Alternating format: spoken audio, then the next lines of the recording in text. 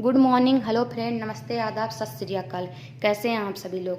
Crazy Tanishq में आपका हार्दिक स्वागत है। फ्रेंड, मैं आज आप सभी को लॉर्ड मैकाले की शिक्षा नीति के बारे में पढ़ाऊंगी। इसमें इनका क्या प्रमुख विचार था, क्या योगदान था, क्या आलोचना थी, ये मैं आप सभी को बताऊंगी। और इन्होंने हमारी शिक्षा को किस तरह कहाँ तक पहुँचाएँ और इनकी क्या आलोचना हुई और इन्होंने हमारी संस्कृति के बारे में क्या कहें, इन सभी को मैं आगे आपको बताऊंगी। लेकिन इससे पहले 1833 यानी 1813 का जो घोषणा पत्र था उसके बारे में पहले मैं आपको बताऊंगी, तो अच्छे से आपको आगे समझ में आएगा।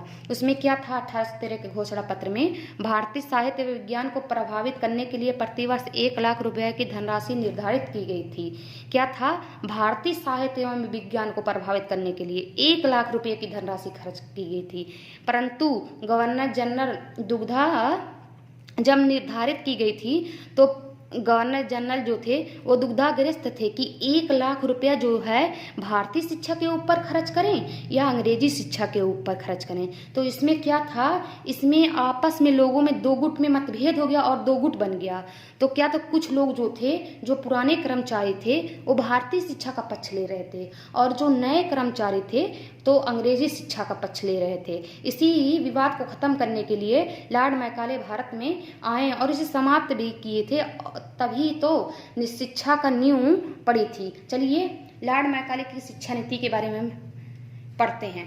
सन 1834 में गवर्नर जनरल की कार्यकारिणी यानी गवर्नर जनरल्स एग्जीक्यूटिव काउंसिल का प्रथम विधि सदस्य लॉ मेंबर के रूप में मैकाले भारत आया। इनका पूरा नाम लॉर्ड थॉमस या टॉमस कुछ भी बैबेक्टिन मैकाले नाम था।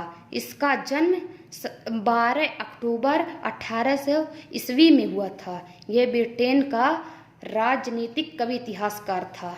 मैकाले को जन शिक्षा समिति यानी general committee on public instructions का अध्यक्ष यानी प्रेसिडेंट भी बनाया गया था। यानी जब इनको बुलाया गया था इनका, तो पूछेगा इनका जन्म कब हुआ था, तो आप बताएंगे 22 अक्टूबर 1800 ईस्वी में। ये क्या थे, तो आप बताएंगे ब्रिटेन के राजनीतिक कवि इतिहासकार थे। ठीक है, और इन्होंने मैकाले को जन शिक्षा समिति का अध्यक्ष भी बनाया गया था यानी प्रेसिडेंट बनाया गया था। इनकी प्रसिद्ध दंड विधान ग्रंथ द इंडिया विनल कोड की लिपि इसी ने तैयार किया था। किसने, मैकाले ने। ये गवर्नर जनरल का सलाहकार बनकर भारत आया। ठीक है, गवर्नर जनरल विलियम बेंटिक ने लॉर्ड मैकाले का प्राच्य एवं पश्चात समस्या का जिम्मेदारी सौंपा। जब ये भारत में आए तो जो विलियम बेंटिक थे उन्होंने कहा मैकाले से कि आप इन दोनों विवाद को, जो विवाद सामने आई है, इनको खत्म करिए किसी तरह, हम आपको जिम्मेदारी सौंप रहे हैं। तो लॉर्ड मैकाले ने प्राच्यवादियों तथा पाश्चात्यवादी दोनों के विचारों को सुना, यानी दोनों को बुलाए, जो पुराने कर्मचारी थे और न्यू कर्मचारी को, दोनों को बुलाए और उनको विचार जो उन्होंने जो कहे बात को बहुत ध्यान से सुना।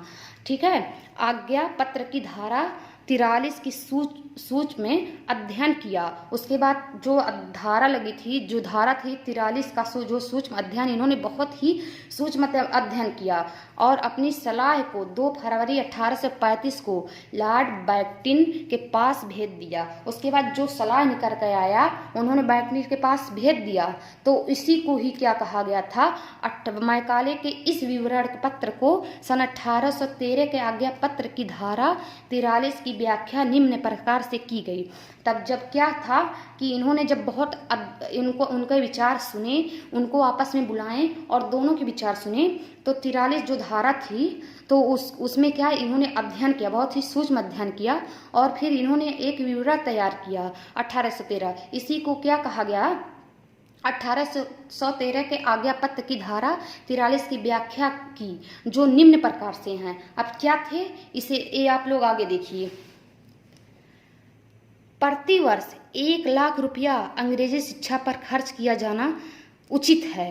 क्योंकि अंग्रेजी शिक्षा में विश्व के ज्ञान विज्ञान का भंडार है। इनका कहना था कि जो हमें 1 लाख रुपया मिल रहा है वो सिर्फ अंग्रेजी शिक्षा पर किया जाना चाहिए खर्च, क्योंकि जो हमारे देश जो विश्व में है ज्ञान विज्ञान है, उनका भंडार जो है बहुत ही अच्छी है, बहुत ही ज़्यादा अंग्रेजी शिक्षा जो है उसके अलावा कुछ नहीं है।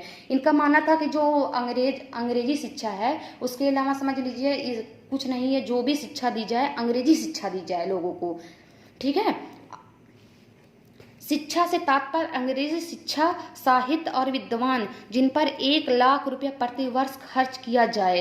यानी इनका कहना था कि जो शिक्षा है, हमारी जो अंग्रेजी शिक्षा है वो साहित्य के विद्वान पर जिन पर 1 लाख रुपया प्रति वर्ष खर्च किया जाना चाहिए। इनका कहना सिर्फ अंग्रेजी शिक्षा पर खर्च किया जाना चाहिए, ना कि फारसी शिक्षा पर, ना कि अरबी शिक्षा पर, ना कि संस्कृति शिक्षा पर, ना कि उर्दू शिक्षा पर। ये इनको निम्न कोटि के समझते थे। कौन? मैकाले। सोचते थे नहीं, इनकी भाषा हम कभी नहीं सीखेंगे, ये लोग हमारी भाषा सीखें। अगर हमारी भाषा सीखेंगे तो उस समय जो ईस्ट इंडिया कंपनी जो आई थी भारत में, तो वो जो ईस्ट इंडिया कंपनी को चलाने के लिए भी लोगों की तो ज़रूरत होगी, तो सोच रहे थे कि क्लर्क के रूप में लोग काम करें, ताकि क्लर्क के रूप में जब लोग काम करेंगे तो क्या होता है कि ज़्यादा से ज़्यादा लोग उस समय हमारी जो कंपनी का काम है वो अपने ऊपर लेंगे और हमारी कंपनी जो है आगे बढ़ेगी। इसलिए वो ये सब काम कर रहे थे, उसकी ये नीति थी। उसके बाद आगे क्या था? भारतीयों की शिक्षा का माध्यम उनकी मातृभाषा नहीं हो सकती, क्योंकि भारतीय भी अंग्रेजी भाषा पढ़ने के इच्छुक हैं।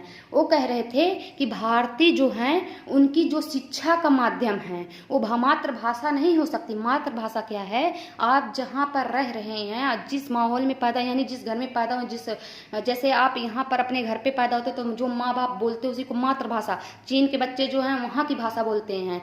अगर वहाँ पर क्या नाम है, ये उत्तर प्रदेश की बोली अलग है, मुंबई की बोली, तो जो जहाँ पर रहता है उसे मातृभाषा कहते हैं। तो सोच रहे थे नहीं, उनकी मातृभाषा का माध्यम नहीं हो सकता, क्योंकि भारतीय भी अंग्रेजी भाषा के पढ़ने के इच्छुक हैं। क्योंकि जान रहे हैं जो पाश्चात्यवादी थे वो लोग मांग कर रहे थे कि नहीं, हम भी जो हैं अंग्रेजी भाषा सीखेंगे। उसके बाद क्या था?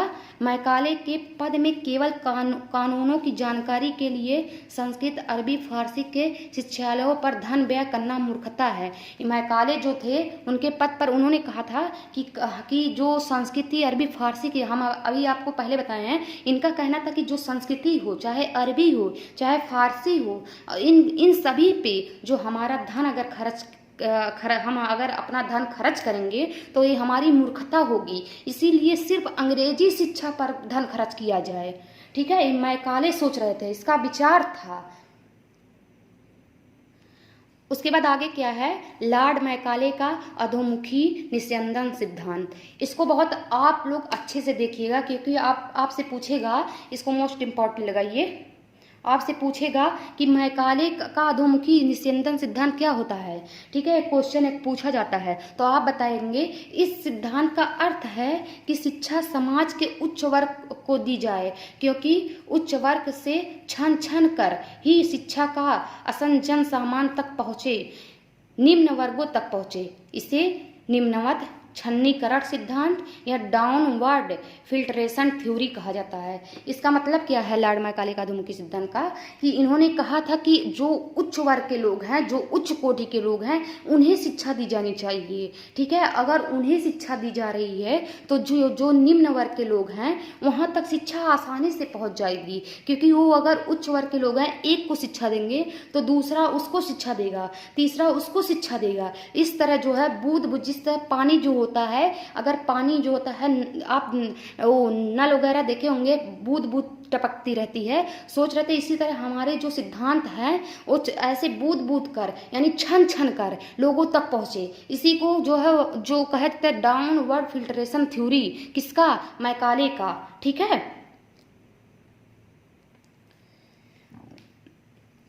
आगे देखिए भारतीय शिक्षा को मैकाले का योगदान, यानी भारतीय शिक्षा में मैकाले का क्या योगदान था। भारतीय शिक्षा के इतिहास में मैकाले का योगदान रहा है। दादा भाई नौरोजी ने मैकाले की प्रशंसा करते हुए कहा था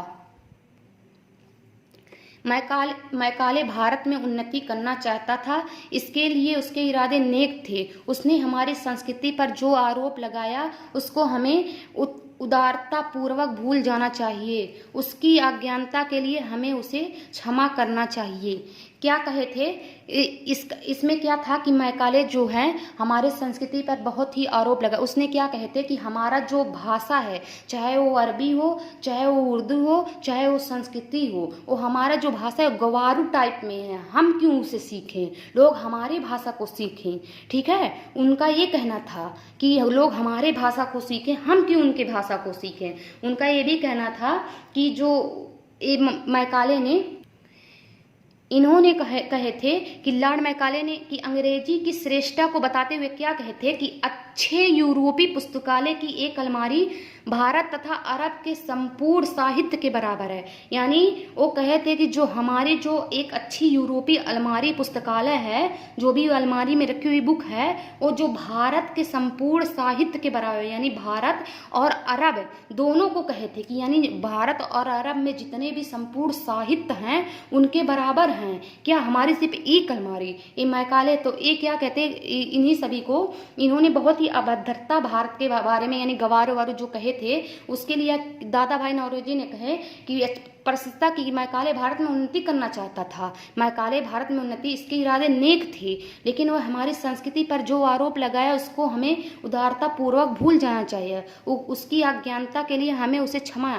करना चाहिए। यानी वो जो अज्ञान था इसके लिए वो हमें उसे क्षमा करना चाहिए। उस वक्त क्या थे, मैकाले को भारतीय शिक्षा का अग्रदूत माना जाता है। वह पहला अंग्रेज था जिसकी सरकारी नीति से, यानी मैकाले जो था वो भारतीय शिक्षा का अग्रदूत था। उसकी जो नीति थी, प्राच्यवाद थे और पाश्चात्य थे, विवाद समाप्त हो गए। आधुनिक अंग्रेजी शिक्षा की नींव पड़ी थी। किसके वजह से? मैकाले की वजह से। मैकाले के विवरण पत्र से भारत के लिए प्राच्य पाश्चात्य ज्ञान विज्ञान के द्वार खुल गए, यानी दरवाजे खुल गए, क्योंकि अंग्रेजी भाषा के माध्यम के रूप में स्वीकृत किए जाने पर पाश्चात्य वैज्ञानिक ज्ञान भारतीयों के लिए सुलभ हो गया था। यानी क्या था कि जब मैकाले जो इन दोनों विवादों को खत्म कर दिए तो उससे क्या था, ज्ञान विज्ञान जो भी ज्ञान थे, जो विज्ञान थे, उनके द्वार खुल गए थे, उनके दरवाजे खुल गए थे। किनके लिए? भारतीयों के लिए। क्योंकि अंग्रेजी भाषा के माध्यम के रूप में स्वीकृति किए जाने के पर, यानी जो अंग्रेजी भाषा थे उनको हम जब स्वीकार कर लेंगे तो हमारे जो भारतीय के लिए लाभ होगा, भारतीयों के लिए ये लाभ होगा। क्योंकि तब भारतीय जान पाएंगे कि हाँ ये हमारे लिए सही है कि नहीं। वो अंग्रेज की बात समझ नहीं पाते थे, जिससे अंग्रेज जो है भारतीयों पर अत्याचार भी कर रहे थे और वो क्या कर रहे थे, उनको उनके बारे में कुछ भी बात कर रहे थे, वो समझ नहीं पा रहे थे। तो अंग्रेजी भाषा क्या था, जब वो लोग अंग्रेजी भाषा के द्वार भी खुल गए थे तो भारतीयों के लिए आसान समझना और भी आसान हो गया था। आज आप लोग ही बताइए कि हमारे देश में जितनी भी शिक्षा है सब अंग्रेजी माध्यम ही हो जा रही है। जो छोटे बच्चे की एडमिशन हो रही है वो भी सोच रहे हैं, चाहे कितना भी गरीब परिवार क्यों ना हो, वो भी सोच रहा है कि हम मजदूरी करेंगे लेकिन अपने बच्चों को अच्छा शिक्षा प्रदान करेंगे। वो हिंदी मीडियम से नहीं, वो किसी सरकारी स्कूल में नहीं, बल्कि वो अंग्रेजी यानी वो अंग्रेजी शिक्षा की ओर आकर्षित हो रहे हैं।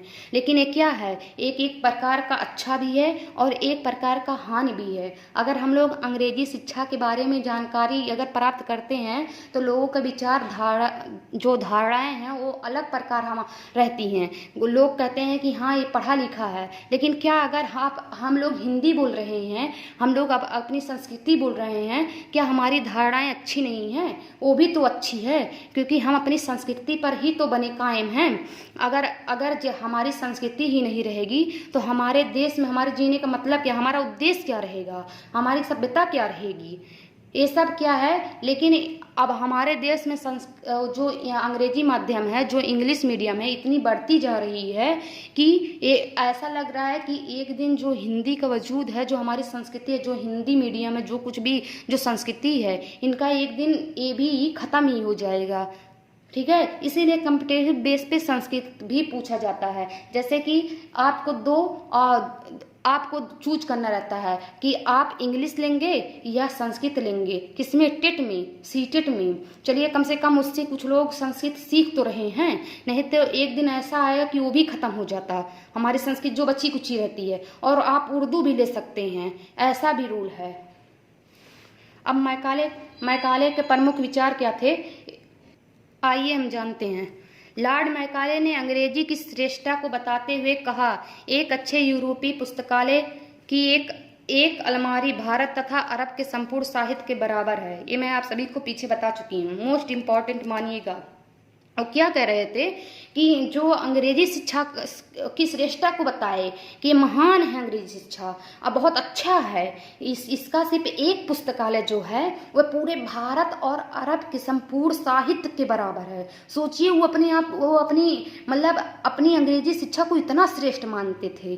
क्या, कौन, लॉर्ड मैकाले। और हमारे यहाँ क्या था, तो क्या इसीलिए तो हम बहस हुई थी पुराने और नए कर्मचारियों में। पुराने लोग सोच रहे थे नहीं, हम अरबी फारसी अंग्रेजी, हम अरबी फारसी और संस्कृति उर्दू के माध्यम से हम लोग पढ़ेंगे। और जो नए कर्मचारी थे वो सोचते नहीं, अंग्रेजी माध्यम भी सीखेंगे। ठीक है।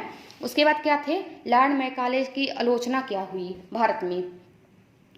मैकाले ने विदेशी भाषा के माध्यम से पाश्चात्य सभ्यता को भारत पर थोपने का प्रयत्न किया। इसका सबसे बुरा परिणाम यह हुआ कि हम अंग्रेजी शिक्षा पाकर पाश्चात्य सभ्यता की ओर झुकें और अपनी संस्कृति को भूल बैठे। यही मैं आप सभी को पीछे बताई हूँ कि जो मैकाले थे वो विदेशी भाषा के माध्यम से भारत को थोपना चाहता था। ठीक है, कि लीजिए अंग्रेजी सीखिए।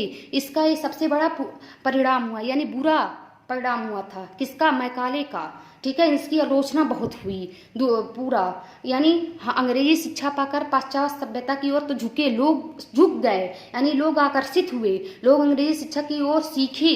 लेकिन क्या हुआ, धीरे धीरे वो अपनी संस्कृति को भूल बैठे, धीरे धीरे वो अपनी संस्कृति से ही हट गए। जैसे कोई चीज नया चीज रहता है तो उसे लोग देखते हैं और अट्रैक्टिव ज़्यादा होते हैं। बाद में क्या होता है, धीरे धीरे जब अट्रैक्टिव होते जाते हैं तो अपनी जो पुरानी चीज रहती है उसको भूलते हुए जाते हैं। ठीक है, तो हमको ऐसा नहीं करना चाहिए। हमें अपनी पीछे, यानी हमें जो चीज मिली है, जो हमें पुराने जमाने से चली आ रही, हमारी जो संस्कृति, हमारी जो सभ्यता है, उसको भी लेकर चलना चाहिए था उन लोगों को। ठीक है, लेकिन ऐसा, और आजकल जो भारत में है, पहले भी बताए हैं कि इंग्लिश का समझ लीजिए बोलचाल भाषा हो गई है। इंग्लिश अगर आप लोग नहीं सीख रहे हैं तो कुछ भी नहीं है, ऐसा कहा जा रहा है। दूसरा देखिए, विवरण पत्र में भारतीय भाषाओं का अपमान किया गया है। मैकाले को सभी भारतीय भाषाएं गंवारू और घटिया मालूम होती थी। यानी जो मैकाले थे उनको सभी भाषाएं क्या थे, घटिया मालूम होती थी, गंवारू मालूम होती। हमारे चाहे वो संस्कृत भाषा हो, चाहे वो अरबी भाषा हो, चाहे वो फारसी भाषा हो, चाहे वो उर्दू भाषा हो, इन सभी को वो क्या घटिया कह रहा था। और उनको लग रहा था गंवारू भाषा, इसे हम नहीं सीखेंगे। वो मैं आपको पहले बताई हूँ कि इससे हम नहीं सीखेंगे इन भाषाओं को, भारतीयों का भाषा हम क्यों सीखें, हम तो अपनी भाषा भारतीयों को समझाएंगे और उच्च कोटि के लोगों को देंगे, ताकि उच्च कोटि लोग पाकर और निम्न कोटि तक शिक्षा हमारी पहुँचे, जिससे हमारे लिए भी आसान हो, हमारी ईस्ट इंडिया कंपनी के लिए हमारी फायदा हो। ठीक है, तो ये सब इनकी आलोचनाएं थी, किसके, मैकाले के। ठीक है, अगर आपको कुछ भी समझ में ना आया हो तो आप नीचे दिए गए कमेंट कीजिए और लाइक सब्सक्राइब करना मत भूलिएगा। और बहुत ही अच्छी टॉपिक है ये मैकाले का, और मेरा उद्देश्य बस यही है कि मैं आप सभी को एक सिरे से पढ़ाना चाहती हूँ। एक बुक चाहे 4 दिन या 5 दिन रखूंगी, फिर इसको पढ़ाऊंगी, एक टॉपिक 2 टॉपिक, उसके बाद पूरा जब जैसे ही खत्म होगा इसका क्वेश्चन करवाऊंगी। उसके बाद आप सभी को पूरा ऐसे पूछेगा मैकाले के विचार क्या थे, मैकाले की आलोचनाएं क्या थी, मैकाले के प्रमुख विचार क्या थे, मैकाले का योगदान क्या भारत में था। ये मैं सभी आप लोगों को बताई हूँ। आप लोग अगर अच्छा लगा हो तो लाइक सब्सक्राइब कीजिएगा, और वीडियो को अगर एक बार नहीं समझ में आया तो 2 बार देखिए, 2 बार नहीं समझ में आया तो 3 बार देखिए। चलिए ठीक है, जय हिंद, जय भारत।